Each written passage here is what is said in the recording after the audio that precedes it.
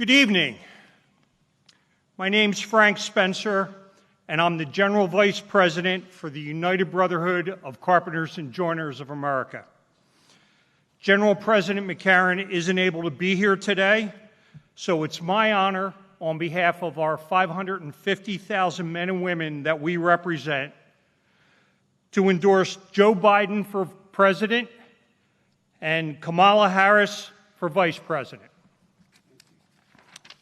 You're welcome, Vice President. You know, leaders stand up for what's right, even when it's hard. That's Joe Biden. Leaders tell the truth, even when it's inconvenient. That's Joe Biden. Leaders understand that the strength of our country is tied to the strength of the middle class. That means strong unions, protection for workers, and a fair tax policy. Joe Biden knows that. Joe stands with working Americans and knows the value the union brings to our communities. Joe stands with working carpenters, and because of that, we're proud to stand with Joe Biden, the next President of the United States. Thank you.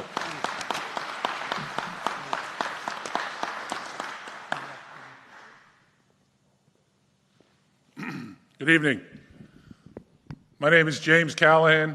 I'm the General President of the Operating Engineers, 400,000 members strong. And it's our honor to have the next President of the United States tour our great Local 66 training center that underscores what we do in labor. And if we didn't have to, it wasn't a far reach to explain to someone like Joe Biden what working Americans do.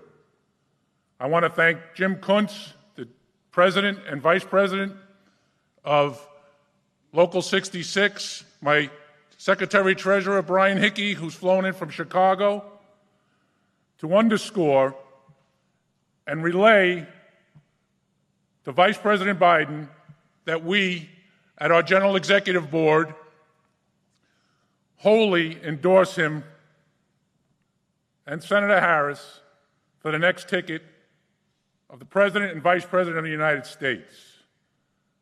As Joe said to us many a times, he understands what a paycheck does to working people. Not a dividend check for people that are just waiting for a dividend check on their savings or their investment. He understands that people live check to check, and the guidance that go with that, and the way that this administration, current administration, wants to tear that down. So we wholeheartedly endorse, as the next President of the United States, Joe Biden. Thank you very much.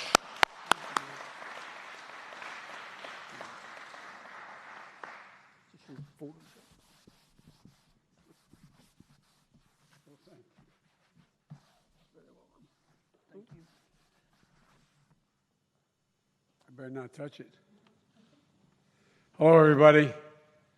It's great to be here. I just want the record to show that Jim promised if I get elected President of the United States, I can go down to the Houston facility and work and try to drive any of this machinery I get a shot at.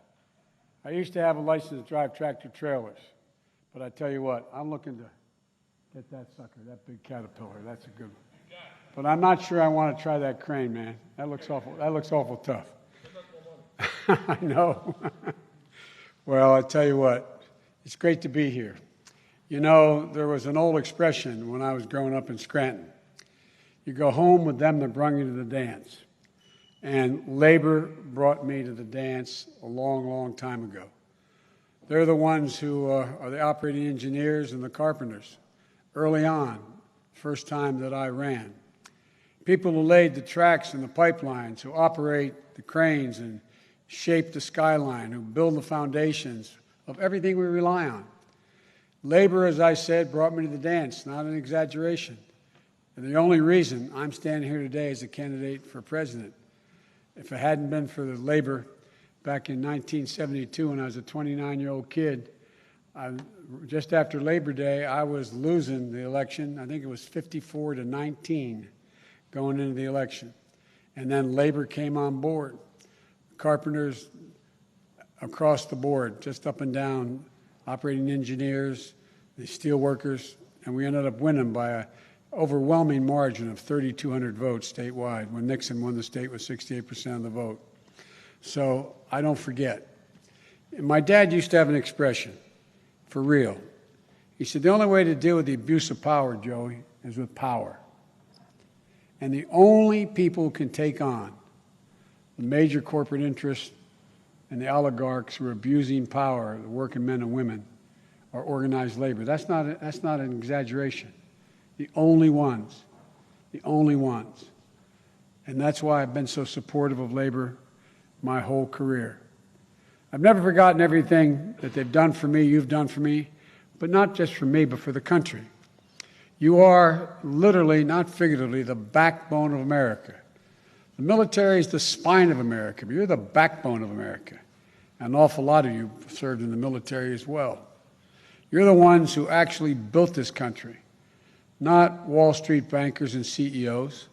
You built the country. And you're going to build it, and you're going to build it back better than it was before. And I want to thank Jim. I want to thank President Callahan and his team, as well as the folks in Local 66, for welcoming me here today and giving us an inside look at everything you're doing to rebuild and energize Western Pennsylvania. I'm from Eastern Pennsylvania. I'm from up in Lackawanna County, in that valley.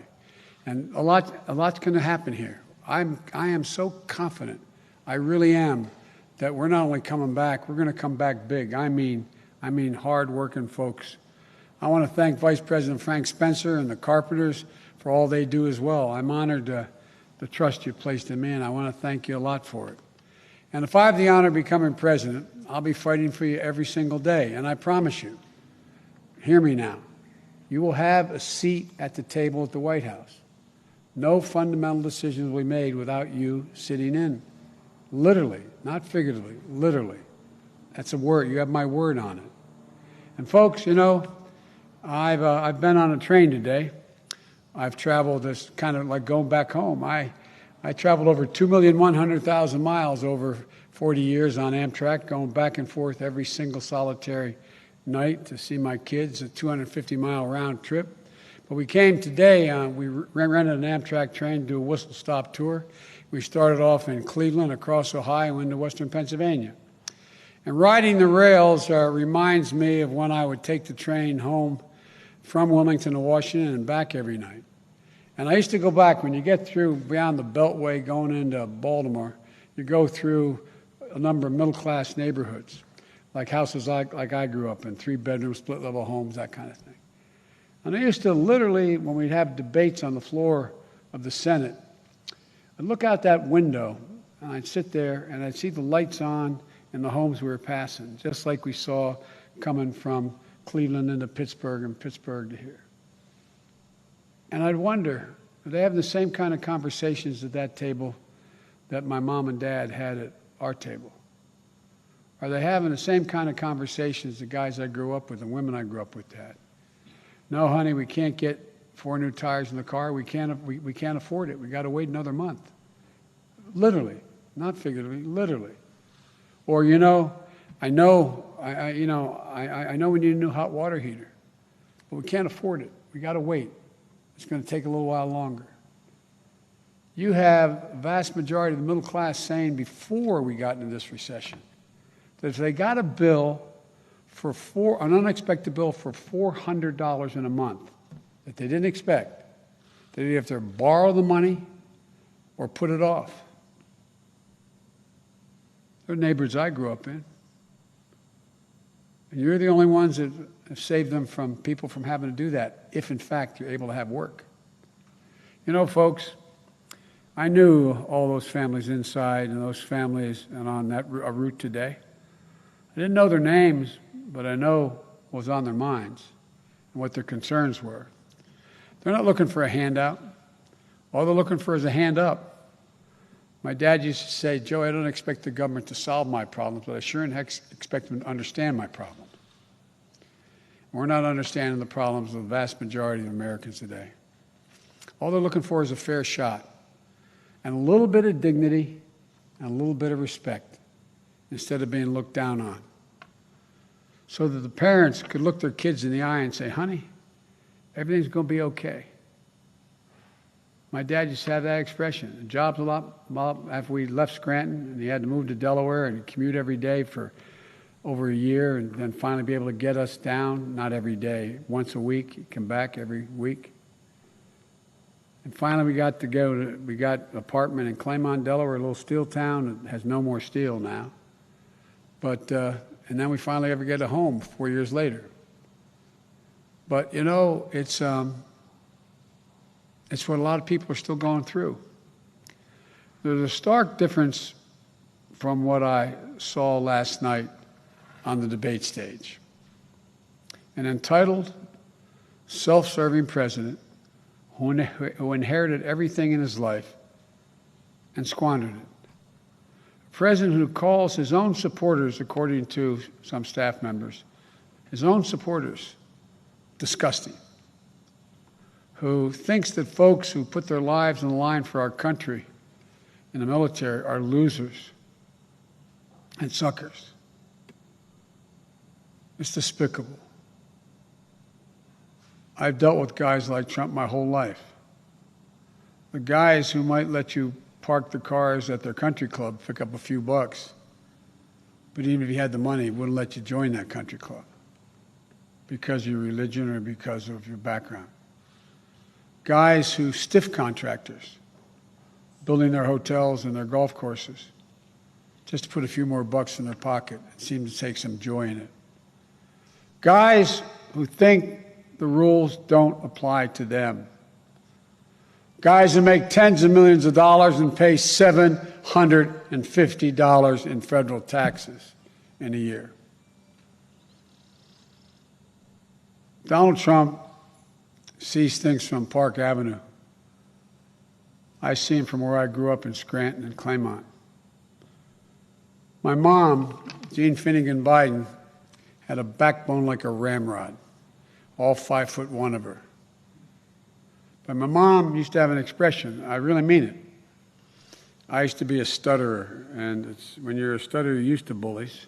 It's easy to make fun of somebody who talks like that.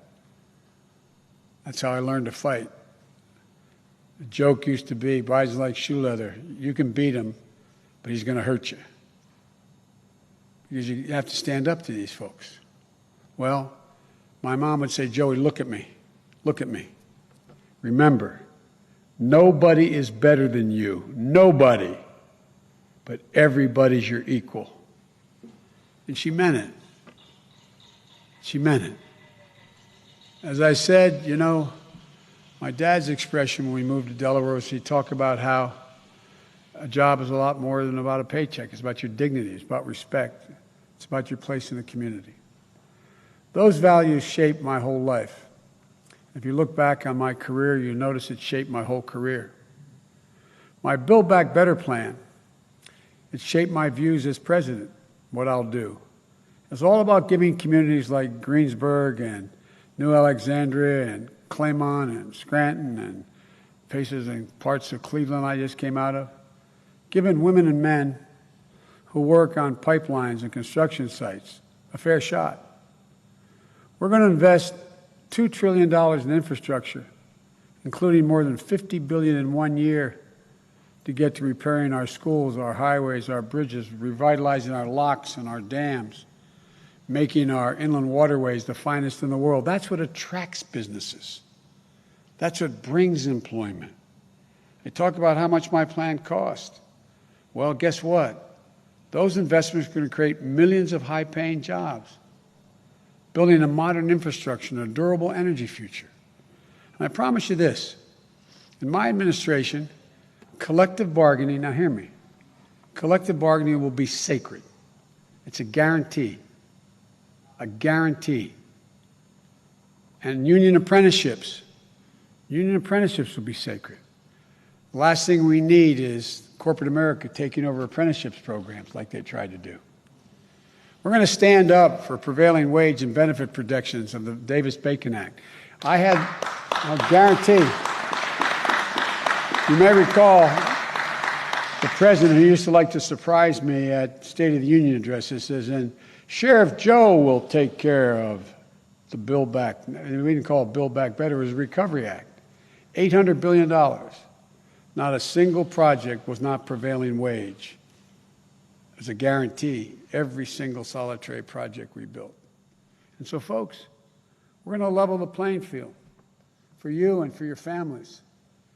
We're going to have wages and benefits. We're going to lower health care costs, prescription drug prices. We're going to take on the opioid crisis for real with effective treatment, making 4 years of public college, universities, apprentice programs, tuition free. Anybody making less than $125,000 a year, if they go to a state university, they go to a community college, it's automatic. Or if they're in an apprentice program, it's going to be free. My wife has an expression. She's a community college professor. Any country that out-educates us will out-compete us. And the cost is staggering for people having to carry the burden. And we're going to do it without asking anyone who makes under $400,000 a year to pay one more penny in taxes. Guarantee my word on it. Because what we're going to do, we're going to get rid of that god-awful $2 trillion tax cut that Trump passed.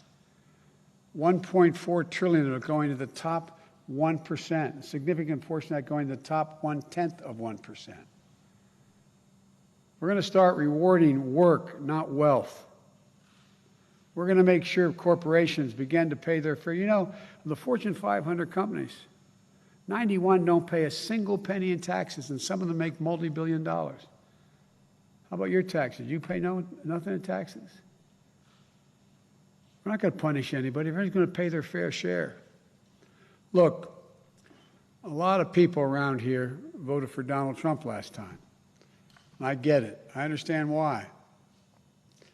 I've been asked many times in recent years, how do we get to a place where the people who teach our kids, take care of our sick, build our bridges, operate our cranes, who race into burning buildings and don't ask who's in the other in there, whether you're black or white or Muslim or Christian, people who in fact grow our food, how do we get to a place where they don't think we don't see them, or hear them, or respect them?